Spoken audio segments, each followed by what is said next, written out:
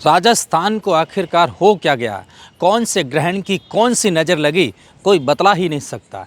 पिछले 15 दिनों के अंदर सड़क हादसों ने जिस प्रकार से राजस्थान को दहलाया है, उसको सोचने और समझने के बाद में यही अंदाज़ा लगाया जा सकता है कि आज़ाद हिंदुस्तान के अंदर ये पहली बार ऐसी दर्दनाक घटनाओं का सामना लगातार राजस्थान करता आ रहा है। या तो आगजनी की घटना या फिर सड़क हादसों की घटना।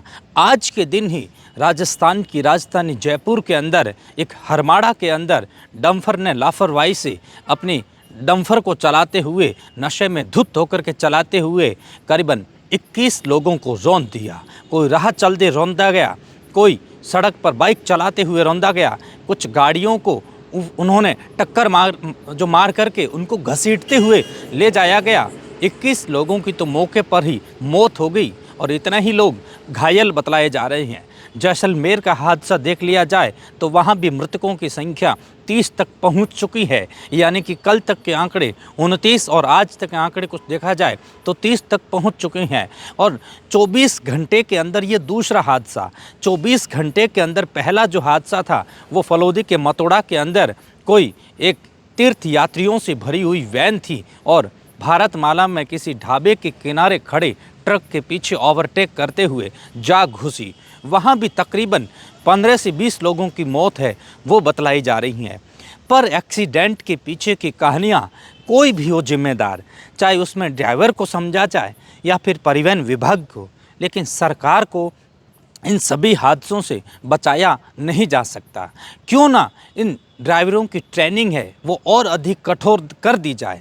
क्यों ना भारतमाला को लेकर के जिक्र किया जा रहा है कि अवैध ढाबों के किनारे, सड़क के किनारे जब खड़े ट्रेलर के अंदर कोई वैन आकर के घुस जाती है तो उस वैन को किस तरीके से वो हादसे का मंजर है उनको देखने के बाद में महसूस होता है कि अवैध ढाबों को आखिरकार अनुमति दी किसने। सोशल मीडिया के तमाम प्लेटफॉर्म के ऊपर एक बात तो बतलानी पड़ेगी, वो ये है कि प्रधानमंत्री मोदी ने जब भारतमाला का उद्घाटन किया तो उनको ये तो सोचना चाहिए कि भारतमाला अभी पूरी बनी ही नहीं, उनसे पहले उद्घाटन करना और यातायात का संचालन सुचारू रूप से करना, ये कितनी बड़ी गैर जिम्मेदाराना हरकत है। किया और फॉर्च्यूनर की भिड़ंत भी भारतमाला के ऊपर होती हैं। वहाँ पर किया के अंदर सवार जसोल के एक ही जैन परिवार में 3 लोगों की मृत्यु हो जाती है और एक बच्ची है वो वहाँ बच जाती है। ये हादसा है वो रॉन्ग साइड में आई फॉर्च्यूनर के टक्कर के कारण हुआ। भारतमाला में भला रॉन्ग साइड से आना, यानी कि परिवहन विभाग की हो या फिर जहाँ कहूँ कि NHAI की हो, चाहे किसी की भी हो, जिम्मेदारियाँ तो बनती है। बीते दिनों के अंदर सड़क मंत्री नितिन गडकरी ने एक बात बतलाई थी। उन्होंने कहा कि सड़क के किनारे एक साइन बोर्ड लगा दिया जाएगा और उसके ऊपर एक QR कोड होगा जिसको स्कैन करने के बाद ठेकेदार का नाम पता होगा, जिसमें कौन सी कार्यकारी एजेंसी है, कितनी आय, व सारी चीज़ों को लेकर के उन्होंने कहा एक ब्यौरा होगा और नीचे कॉर्नर के अंदर मंत्री का भी नाम होगा और जिससे ये बतलाया जाएगा कि किस मंत्री के कार्यकाल के अंदर ये सड़क बनी है। लेकिन ये बयान आने से पहले ही राजस्थान हादसे से दहल गया है।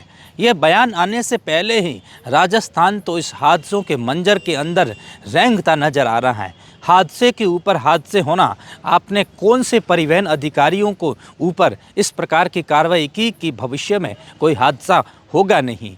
आपने निजी बसों के ऊपर कुछ मॉडिफाइड को लेकर के बैन लगाने का ऐलान तो कर दिया, इमरजेंसी गेट बनाने के लिए आपने अपनी टीम तो लगा दी, रोडवेज के सिवाय निजी बसों को आपने चेकिंग करने की प्रणाली की शुरुआत तो कर दी, लेकिन एक झटके के अंदर 8000 से अधिक निजी बसों का पहिया अपनी अपनी जगह पर ठप गया है।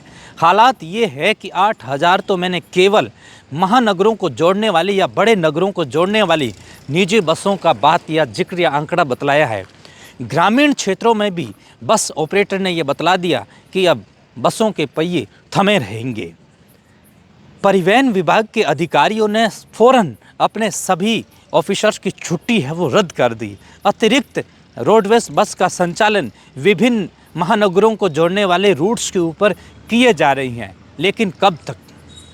परिवहन मंत्री का कोई बयान जिनको लेकर के निजी बस ऑपरेटर और सरकार के बीच में कोई सामंजस्य बने? नहीं। अगर देखा जाए तो हर मोहल्ले के नुक्कड़ चौराहे के ऊपर, बड़े चौराहे से लेकर के गलियों तक बात यही कि आखिरकार निजी बस चालू कब होगी। लेकिन जब निजी बस चालू होगी तो क्या सरकार और निजी बस के बीच में एक सुलह हो जाएगी और बिना कोई मॉडिफाइड, बिना कोई बदलाव किए निजी बस वापस इस मौत के मंजर के तौर पर घूमती रहेगी, सरपट दौड़ती रहेगी?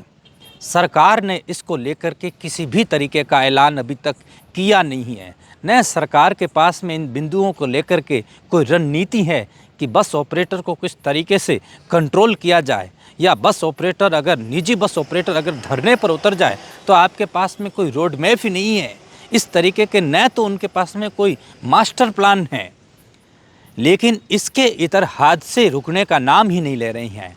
आज डंपर ने जिस तरीके से जयपुर के अंदर कोहराम मचाया, देखने के बाद हर किसी के पैरों तले ज़मीन खिसक ही जाती है और वो सोचने समझने पर आतुर हो रही हैं कि भला इस तरीके के लापरवाही पूर्वक किस दौर के अंदर जीने वाले व्यक्ति ने इस प्रकार के ये हत्या कर दी। हत्या कहना सही है, क्योंकि नशे के धुत के अंदर इस मौत का वाहन लेकर के सड़कों पर, और जयपुर जैसे इस महानगर की सड़कों पर सरपट दौड़ रहे हैं बेरोक टोक, और कोई परिवहन अधिकारी उनको कोई बतला ही नहीं रहा है। दर्जनों गाड़ियों को टक्कर मारने के बाद जब इस प्रकार की हालत हुई, तब ग्रामीणों ने मिलकर के, वहाँ के लोगों ने मिलकर के उस डंपर चालक को नीचे उतारा और धुनाई करके और उनको पुलिस के हवाले कर दिया। लेकिन सबसे बड़ा सवाल, रोड पर निकलते हैं तो सतर्क रहिएगा। ड्राइवर अगर दक्ष है तो ही स्टीयरिंग दे दीजिएगा, वरना बहुत मुश्किल होता है अपने खुद के लिए और सामने वालों के लिए। हादसे को लेकर के बस इतना ही कहना चाहूँगा, सरकार को समझना चाहिए, ड्राइवर को दक्षतापूर्वक ट्रेनिंग चालक परिचालक को देनी चाहिए और अपने नियम है वो और कड़े करने चाहिए। भले ही निजी बस ऑपरेटर धरने पर उतर जाए, उसका कोई फ़र्क राजस्थान के अंदर पड़ना नहीं चाहिए। अगर आपके पास में मास्टर प्लान है तो फिर जनता कहेगी कि वाकई में डबल इंजन की सरकार सुशासन के राह की ओर, प्रतीक की ओर चली जा रही है। वरना किसी तरीके का कोई भी अगर मजबूरी हो, चाहे कोई भी गलती हो, चाहे कोई भी परेशानी हो, समस्या है, इनका कोई हल अगर नहीं होता है तो फिर अशोक गहलोत एक बात ज़रूर कहते हैं कि हर गलती कीमत मांगती है। और जो गलती परिवहन अधिकारी कर रही हैं, अकेला एक अधिकारी किसी बस को, किसी साधन को बिना किसी फिटनेस जांच किए, बिना डॉक्यूमेंट जांच किए छोड़ देता है, तो फिर उस गलती की कीमत संपूर्ण जनता को भुगतना पड़ रहा है। कैमरे के पीछे मेरे दोस्त जैक्श, मैं हूं मनोज विश्नोई। देखते रहिए रेड प्लस न्यूज़। जुड़ने के लिए बहुत शुक्रिया, बहुत शुक्रिया।